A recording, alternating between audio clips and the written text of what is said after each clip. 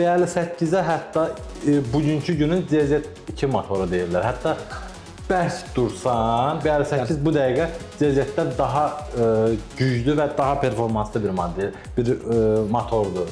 Bugünkü gün biz 2CZ üzərində proyekt yığmaq istəyiriksə, bizim əldə etdiyimiz mühərriyin ola bilər ki, 150, 200, 300 min yürüyüşü olsun və artıq tuning sahəsində, yəni bilirik ki, bir dəmirin yorğunluğu var. 100%. Emisiya qanunları da yəni istər-istəməz o köhnəlmə mütləq şəkildə təsir edir. Yəni bu fizikadır, bu məlumdur. Məsəl üçün Ukraynada götürək ki, bir Y36-nın üstünə 2CZ mühərrik qoyublar.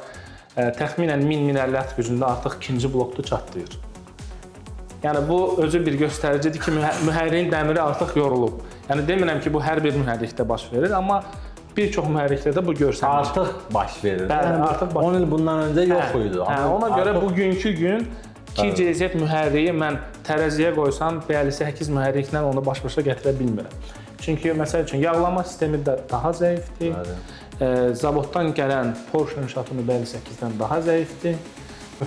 Ona görə tövsiyəm, əgər bugünkü gün tuning kimsə həqiqətən həvəsi varsa, B58 mühərriyi üzərində istədiyi kuzov man ala bilər.